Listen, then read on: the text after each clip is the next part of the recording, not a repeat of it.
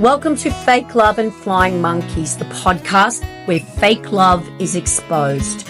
I'm Nova Gibson and I am your host. I'm the principal counsellor at Brighter Outlook Narcissistic Abuse Counselling.com.au. This space is dedicated to helping you reclaim your worth and understand the impact of toxic relationships with suspected narcissists. You deserve clarity, healing, and freedom from the pain of fake love and flying monkeys. So please leave a review and grab a copy of my book, Fake Love, Understanding and Healing from Narcissistic Abuse. Let's uncover the truth and take back your power. Hey everyone, welcome back to another episode of Fake Love and Flying Monkeys.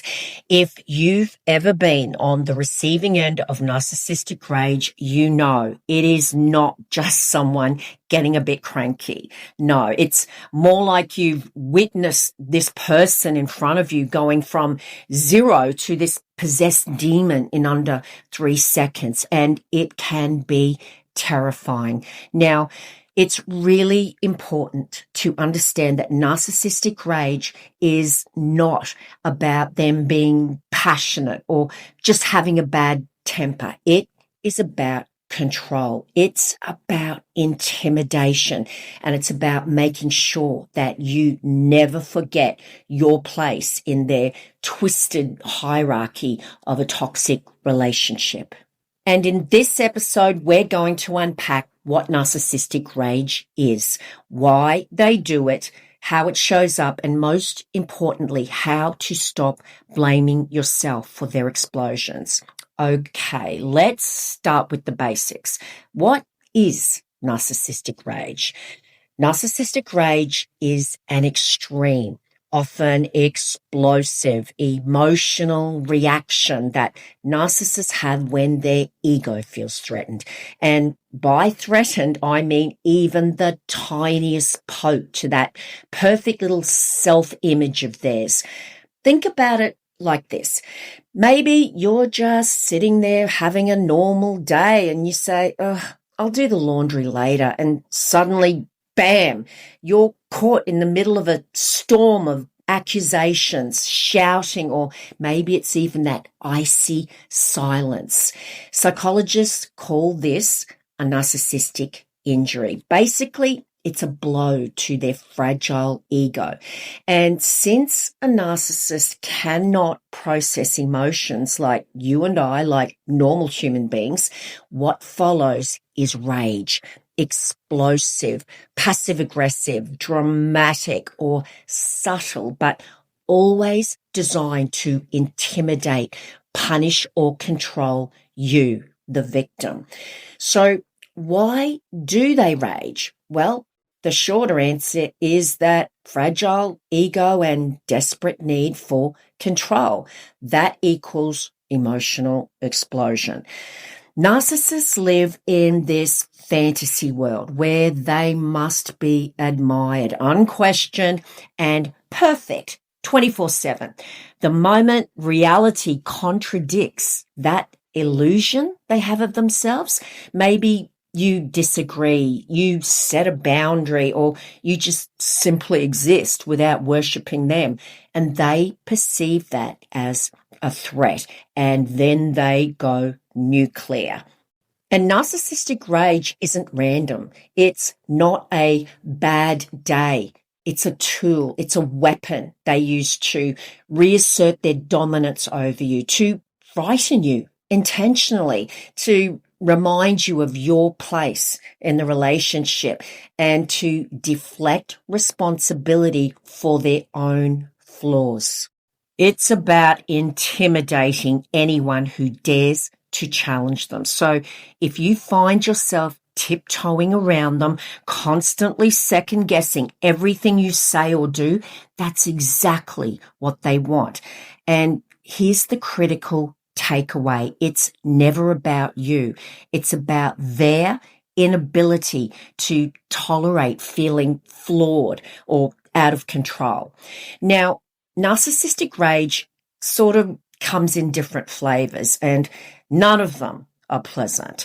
First, let's talk about the explosive rage. This is the obvious cinematic version, the yelling, the door slamming, the screaming accusations, and sometimes objects flying. And triggers could be anything. Maybe you forgot to text them back, or you didn't gush over their new haircut. You said no, or you just existed. Some classic lines you might hear are things like, "You're so ungrateful," or "Nobody would put up with you except for me," or just something like, "You're pathetic." Now, the explosive rage is designed to overwhelm you so completely that your only instinct is to back down. Mission accomplished for them.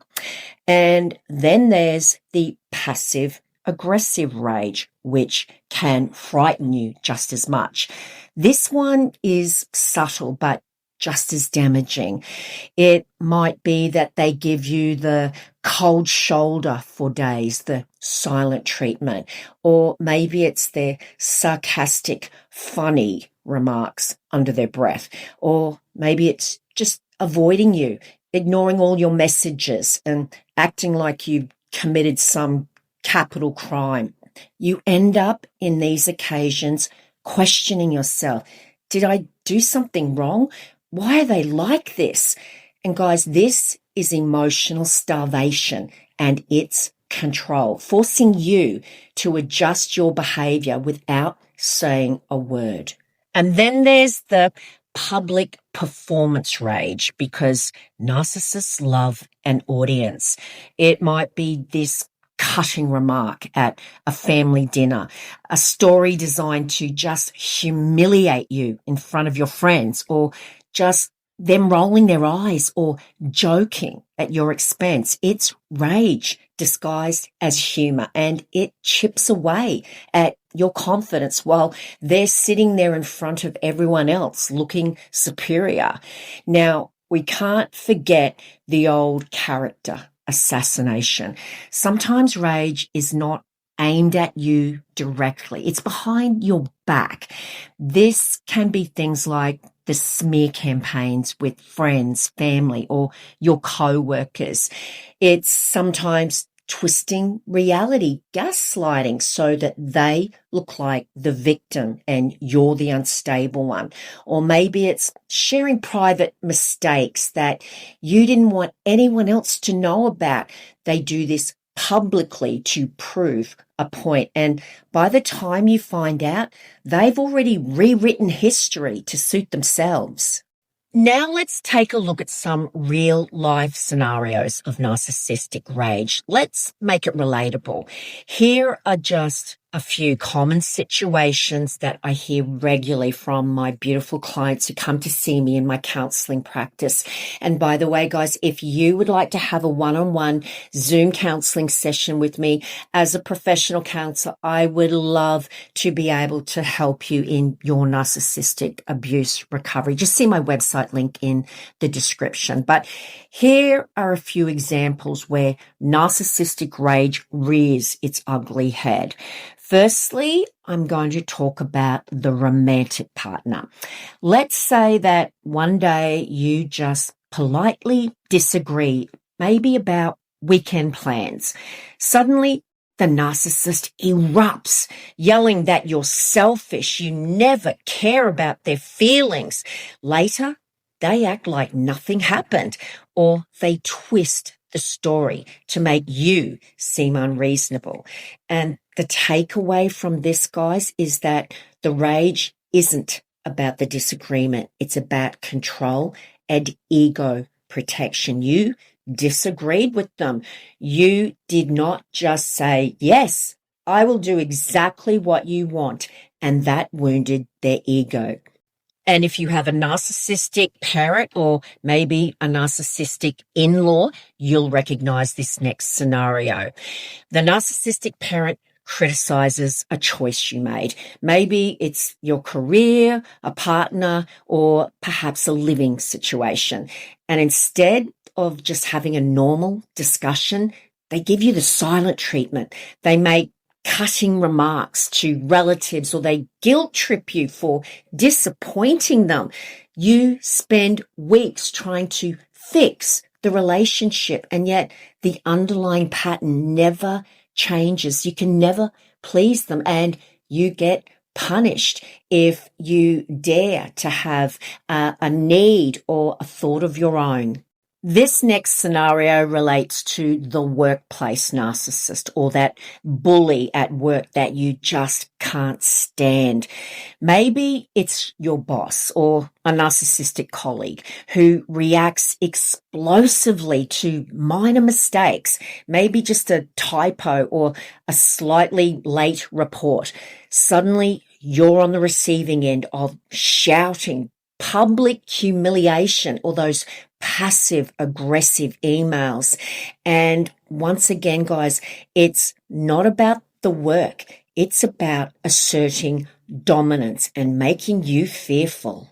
And the last scenario I'm going to talk about happens when you are trying to co-parent, which is impossible with a narcissist. Yes, that rage edition. Here's how narcissistic rage often shows up when you're trying to co-parent with someone who is actively trying to counter-parent everything that you do. Maybe you send them a simple text. Hey, can we switch pickup times this weekend? And suddenly you're accused of trying to control them, or they unleash this tirade, this 10-page email they send about how you never care about the kids' well-being, even though you literally live and breathe for them. There's threats of court action, perhaps lawyers or child services might even pop up, because a polite schedule change apparently equals a threat to their universe. And the narcissist has no qualms in raging at you in front of the children.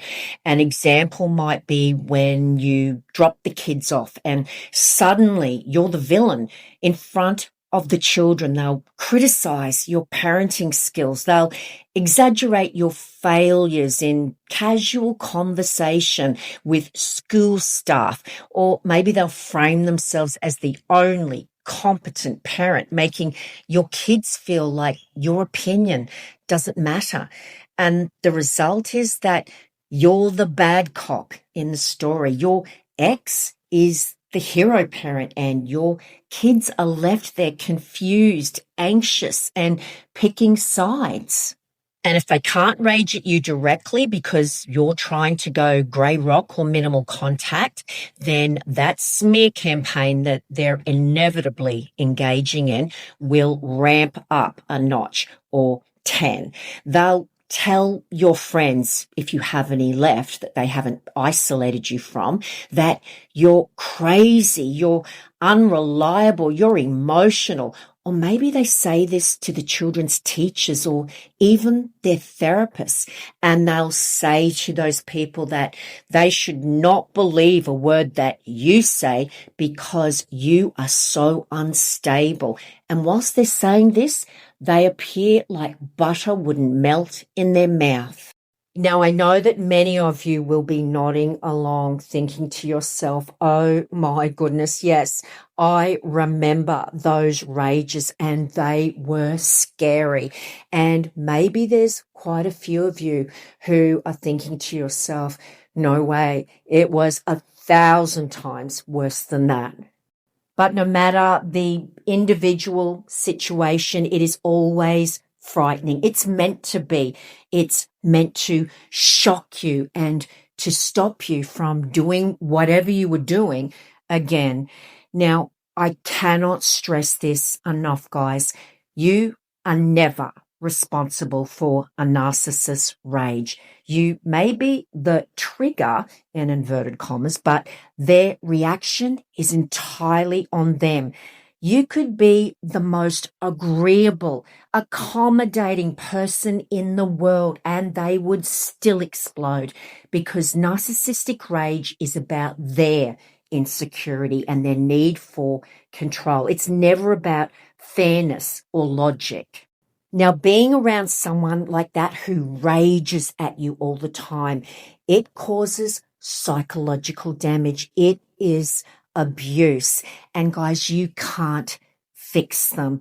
Get out. My advice always is to leave. Get lots of support wherever you can to leave that toxic, abusive environment. Now, if you have to have some kind of contact with them because you share children, then set clear boundaries.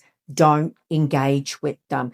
If they start to escalate, walk away and document everything. Record all of the incidents when you can. This protects you emotionally and legally.